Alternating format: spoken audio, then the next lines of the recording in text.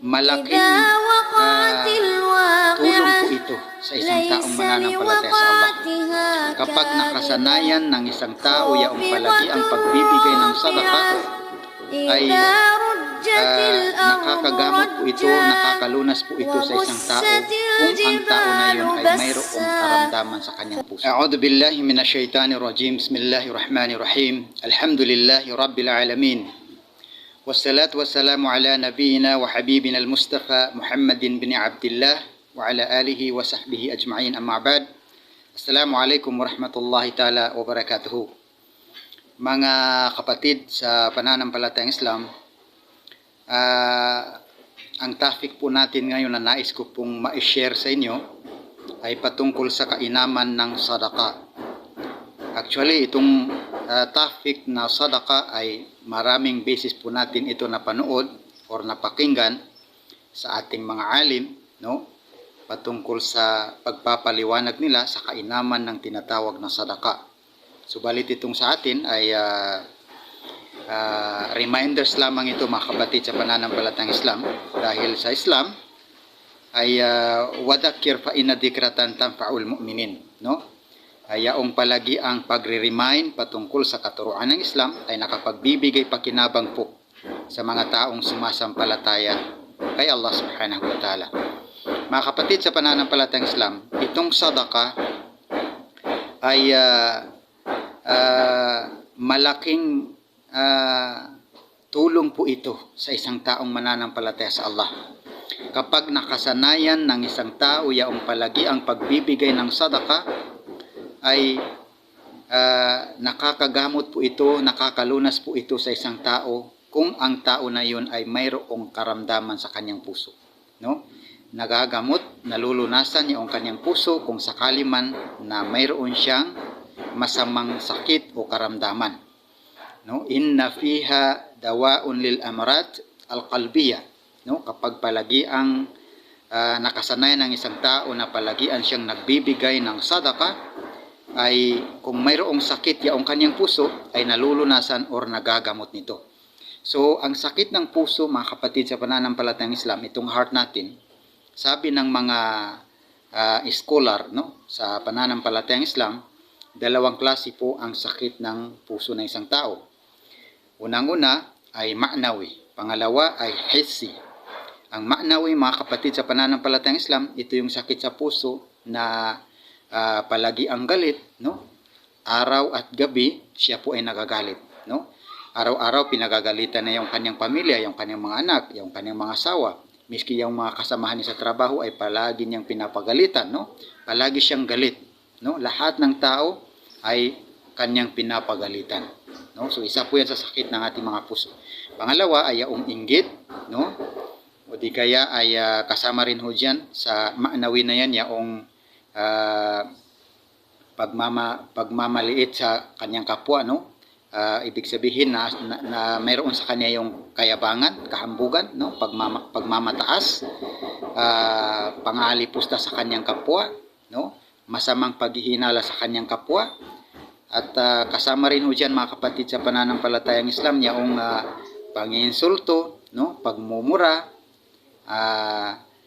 tapos pinipili pa niya yung mga katuruan ng Islam. Ang tanging ginagawa lamang niya doon sa mga kautusan ng ating relihiyong Islam ay yung naayon lang sa kanyang sariling nagugustuhan. So ang hissi naman, mga kapatid, ito yung normal na naririnig natin ng mga sakit na ikakamatay ng isang alipin niya Allah subhanahu wa ta'ala, no? Gaya ng heart attack, no? Mayroon siyang heart failure, mayroon siyang enlarged heart, o di kaya ay mayroon siyang heart muscle disease, no? O di kaya nagbabara yung ugat ng kanyang puso. So lahat ng yan, mga kapatid sa pananampalatayang Islam, ang gamot niyan ay yaong palagi ang pagbibigay ng sadaka, no? Yaong pagbibigay kawang-gawa, pagbibigay ng charity. Yan po ang gamot niyan, mga kapatid sa pananampalatayang Islam. Pangalawa na dalil, no? Ang dalil nito, mga kapatid sa pananampalatayang Islam, sabi ng mahal na propeta, daw maradakum bis sadaqah, no? Inyong gamutin ang inyong mga karamdaman, ang inyong mga sakit sa pamamagitan ng pagbibigay ng sadaka. Pangalawang dalil, mga kapatid sa pananampalatayang Islam, sabi ng mahal na propeta Muhammad sallallahu alaihi wasallam, "Idza aradta tal'ina qalbika fa'at'imil miskin fa'amsak ala ra'thil yatim, no? Kung gusto mong lumambot ang iyong puso dahil pakiramdam mo yung puso mo ay tumigas na dahil wala nang awa sa mga mahihirap, wala nang awa sa iyong mga kamag-anak, wala nang awa sa iyong mga pamilya, no? Hindi na sumasamba sa Allah, tumigas na yung puso dahil hindi na nagbabasa ng Quran, hindi na ginugunita si Allah subhanahu wa ta'ala, no? Kinamumuhian mo na yung katuruan ng halit at ng Quran. So kung gusto mong lumambot ang iyong puso, mga kapatid sa pananampalatayang Islam, ay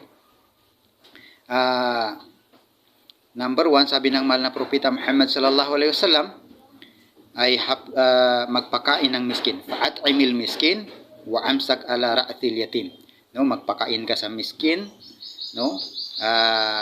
Bigyan mo sila ng makakain o di kaya ay bigyan mo sila ng pambili ng makakain yung mga miskin.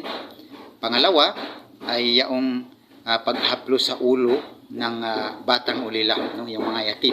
Ang mga Arabo, mga kapatid sa pananampalatayang Islam, kung ating pong mapapansin, hindi lang hinahaplos yung ulo ng mga batang ulila, mga yatim. Bagkus dito sa Mindanao ay gumawa pa sila ng mga madrasa, no, mga toril na kung saan doon pinapaaral yung mga batang ulila, no?